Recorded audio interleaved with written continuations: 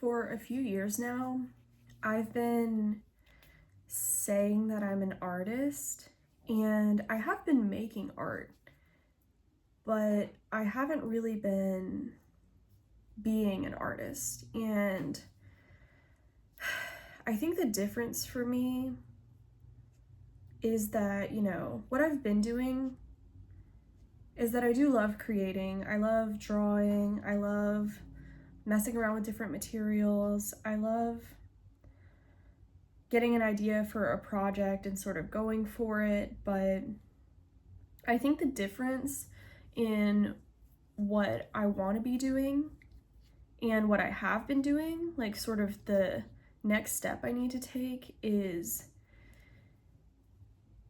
embodying what that looks like to be an artist. And I don't want to be too abstract with it, because I think maybe that's been a big problem that I've had so far, is that my idea for what I see for myself as an artist has been too abstract. And so because the idea has just been too abstract, I haven't been able to execute it really. I want to sort of figure out what it is I mean. Like, what am I really visualizing for myself? And a couple of months ago, I'm thinking about this vision board I made, where I made different sections for it. Like, there's this quote I like. I'm not gonna remember who said it, but it says, like, if you want to work on your art, work on your life. And I think about that quote a lot, because I think, like, part of being an artist is making your life, or part of being an artist for me would mean that making my life a work of art as well. So sort of using my creativity in every aspect of my life, becoming the person that I want to be, is sort of an artistic expression on its own. And I don't really take advantage of that because I'm afraid to be seen. I'm afraid not just to be seen, but to be judged. I'm afraid to be misunderstood. That's like a really big fear I have, is that I'll say something, do something, be something, and be misunderstood. And that's really scary to me, because it feels like, it's like that thing they talk about where, like, social acceptance is such an ingrained part of us, because, like, back long time ago, if you were socially rejected or, like, ostracized from the group, like, you wouldn't survive. And I think it makes a lot of sense that I feel that way, because it's like, oh, of course I have to be accepted by society. If I don't, I'm not going to survive. And although that's, like, not necessarily the case anymore, I think the instinct, the sort of survival instinct, is very strong, and it also just, like, feels good to be accepted by people. But the thing is, it also sometimes, doing what you want to do isn't, like, the mainstream thing. And I think that's, like, been the case for me a lot. And I think holding back from exploring the things I want to explore is also not good, because it's like, yeah, maybe I could do the mainstream thing, be the mainstream way, and be more greatly accepted, but also that's not, like, very outstanding or noticeable to, like, people who could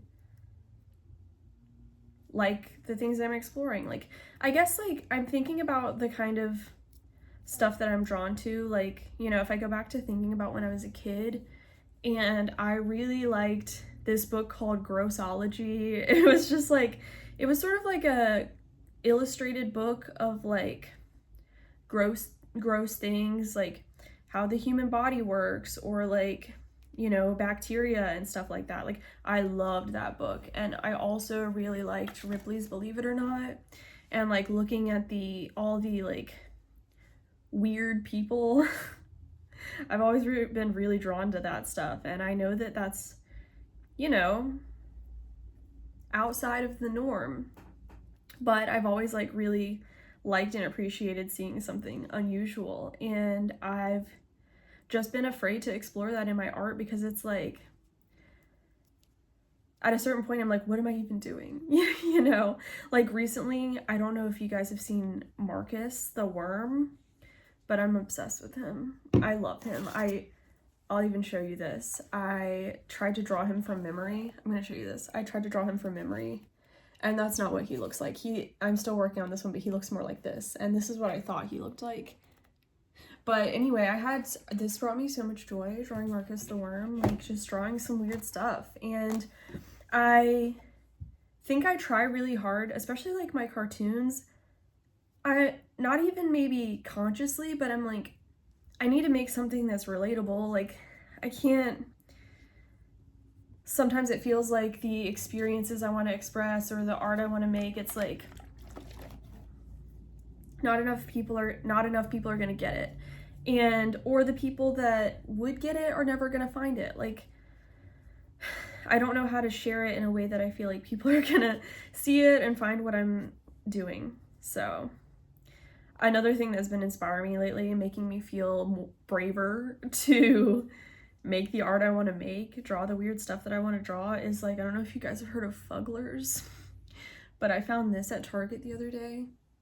This is SpongeBob Fuggler, and he looks crazy, right? And he has little teeth in there too.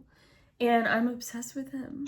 He looks so crazy, and it's just awesome to me. Like, I love that someone created that. And I think I have it in me to create stuff that I know that I create stuff that I love, but it's like, I guess I don't have the confidence that it'll work out, which I should, because it will work out. And even if it working out is that I make something I love, great, right?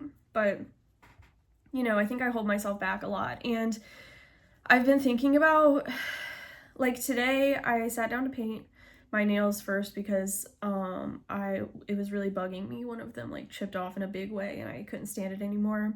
So I'm painting my nails first, but then after that I was like, you know what? I really want to work on my website, because I started working on my website and I'd put a lot of like my old art on there as sort of like an archive, as like a portfolio, I guess. And I think that's nice to do that, but what I really want is for it to represent me, and I don't think that it does. So I want to kind of make it more me.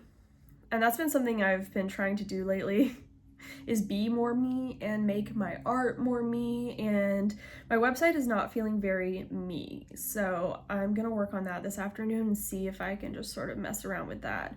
But I also want to keep exploring this idea of making the sort of weird art that I want to make. And I think being inspired by seeing other people's weird art and like recognizing that like people like that kind of stuff. Like, I like that kind of stuff, and seeing that like other people like the kind of stuff like this and like Marcus the Worm, like it feels hopeful to me that my art's not too weird, that people could like it. So